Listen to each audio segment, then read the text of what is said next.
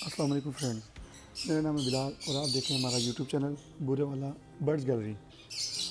आज हम बात करेंगे फिंच फार्मिंग पर और इस पर हम डिस्कस करेंगे कि इससे फिंच से हम किस तरह माहाना लाखों रुपए की आमदनी कर सकते हैं और किस तरह हम लाखों रुपए माहाना कमा सकते हैं।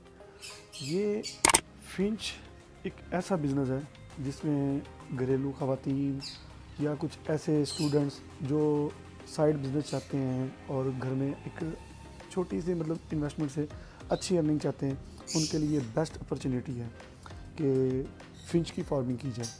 और इसमें हम आपको बताएंगे कि इसमें हम किस तरह बिज़नेस कर सकते हैं और सेटअप का साइज़ क्या होना चाहिए, मेडिसिन कौन सी देनी चाहिए और कितनी आमदनी हो सकती है इसमें से। इसके लेवल फार्मिंग पर बात करेंगे और बात करेंगे इसकी कीमतों पर।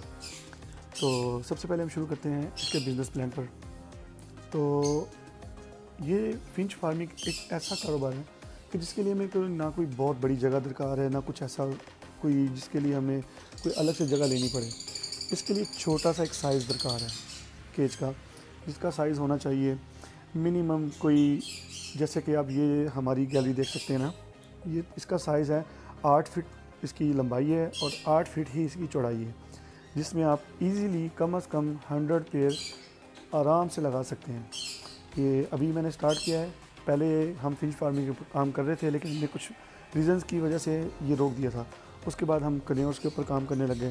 तो हम आपको स्टेप बाय स्टेप आगे बहुत सारी मोटेशंस हैं जिस पर हम बताएंगे आपको कि किस तरह हम बर्ड्स में फार्मिंग कर सकते हैं और इनकी फार्मिंग से हम किस तरह लाखों रुपए की माहाना आमदनी कमा सकते हैं। तो फ्रेंड्स, सबसे पहले हम बात करते हैं कि इससे हम किस तरह लाखों रुपए की आमदनी कमा सकते हैं। तो इसके लिए मैं आपको बताता चलूँ कि हमें कितनी इन्वेस्टमेंट चाहिए और हमारी टोटल कॉस्ट क्या आएगी और हमें केज का साइज़ क्या चाहिए और उसके बाद हमारी फार्मिंग से हम किस तरह इससे आमदनी कमा सकेंगे। तो सबसे पहले हम बात करते हैं कि कितने पेयर्स हमें दरकार हैं। मिनिमम 100 पेयर से हम शुरू करते हैं। इसके 100 पेयर्स हम अगर लेते हैं पर पेयर, इस टाइम जो मार्केट वैल्यू के हिसाब से आज की जो कीमत है वो चल रही है 1300 से 1400 पर पेयर के हिसाब से। और अगर हम 100 पेयर लेते हैं 1400 के हिसाब से तो ये बनते हैं 1,40,000 के। और केज का साइज़ मैंने आपको जैसे बता दिया, 8 बाई 8 का हो, किसी भी जगह पे किसी भी घर के कॉर्नर में आप लगा सकते हैं।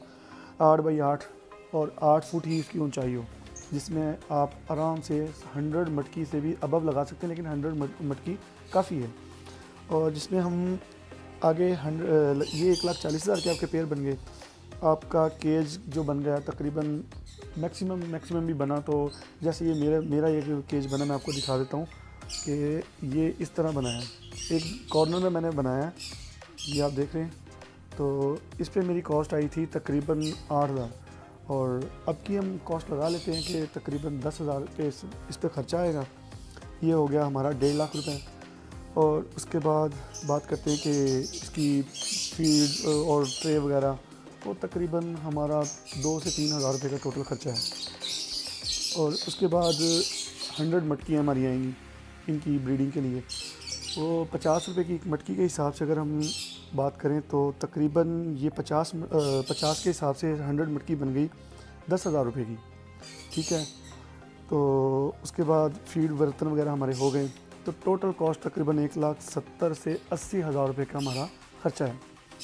अच्छा, आगे हम बात करते हैं कि इससे हम ब्रीडिंग किस तरह ले सकते हैं और इनको क्या क्या दरकार है ब्रीडिंग के लिए।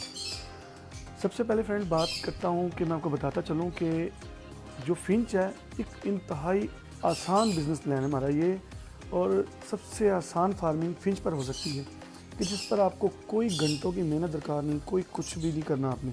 जस्ट सिंपल आपने इस तरह कॉलोनी बना देनी है। कॉलोनी बनाकर उसमें आपने मटकियाँ लगा दी। मटकियाँ लगा के आपने ये, जैसे आपको मैं दिखाता चलूँ कि ये जैसे हमने नीचे सारी घास फेंकी हुई है, ठीक है, ये कहीं से भी आपको आराम से इजीली मिल जाती है। सीलिंग की घास ले लें या कोई भी आप जो आपको इजीली अवेलेबल मिल सके, तो ये आप फेंक सकते हैं और वो फिंच खुद ही अपनी उठा उठा के अपनी मटकी में ले जाएगी और अपनी नेस्टिंग कर लेगी। और जब ये मटके में ले जाएंगी तो नेस्टिंग करने के ठीक 5 से 6 दिन के बाद ये एग लेइंग कर देते हैं। और मैं आपको बताता हूँ कि इनकी ब्रीडिंग किस तरह होती है। जब ये एग ले कर देती हैं, एग ले करने के ठीक 15 दिन बाद पहला बेबी हैच हो जाता है पहला चिक्स, ठीक है।